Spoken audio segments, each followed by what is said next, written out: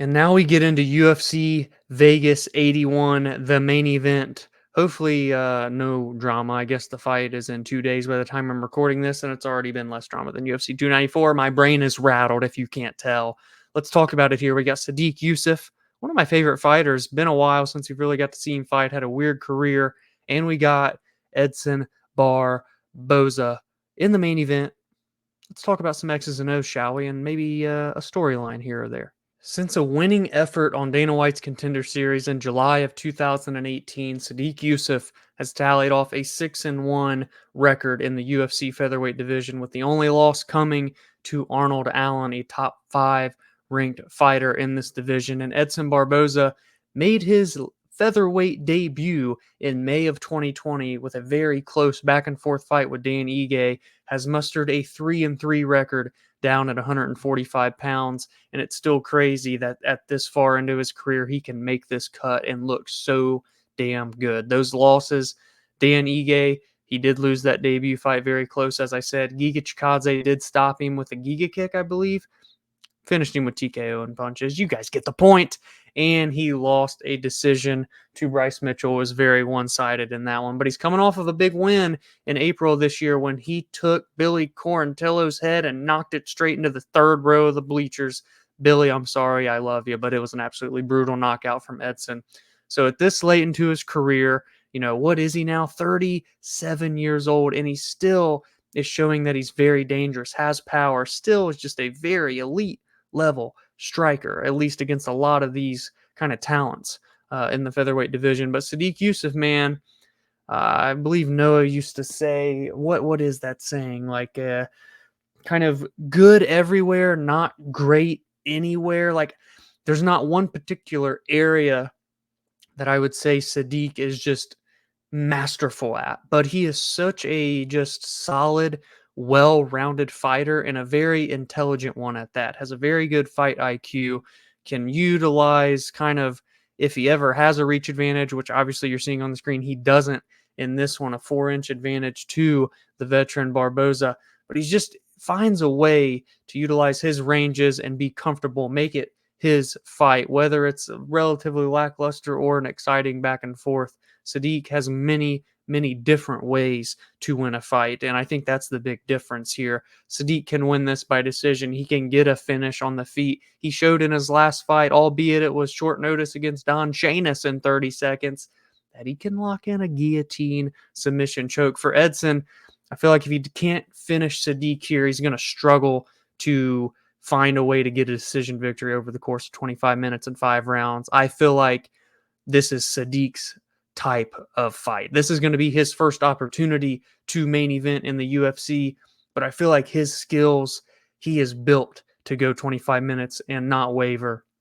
And boy, this could be big egg on my face if he does tire out in that fight, and that's going to be fun to find out come Saturday. But I am very excited for this one. This is a big opportunity for Sodiq to get it's weird, not a bounce back. Since losing to Arnold Allen in April of 2021, he fought Alex Caceres almost a year later in March and won, and then fought in October of last year against Don Shanis and got that submission. So it's going to be over a year since we've seen Sodiq last fight, and that's kind of been the problem with his career, is that, his debut was in December of 2018, and what did I say? 7 total fights in what will be pretty much 5 years. This will be his 8th fight in 5 years of being with the UFC.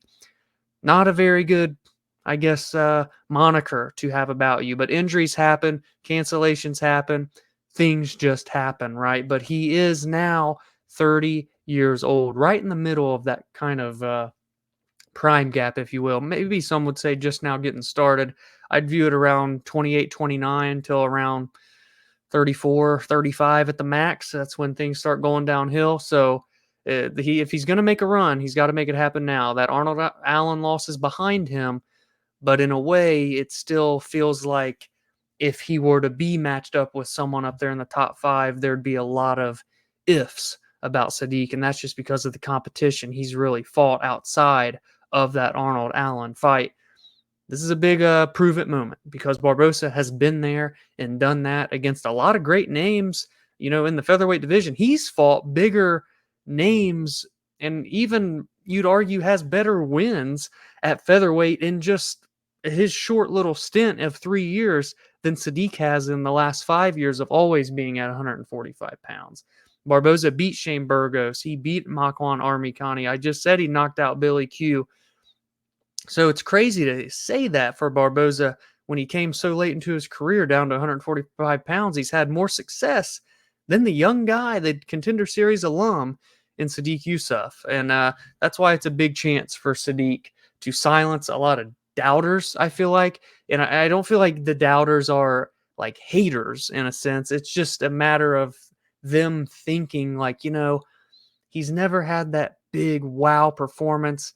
And like the biggest ones have been Gabriel Benitez or short notice Don Shanis, right? There's not been that big moment against a bigger name fighter.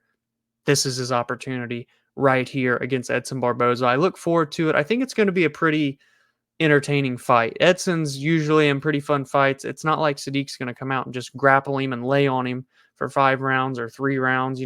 He could, but I feel like if he did over the course of 25 minutes, Sadiq would find a way to get a finish.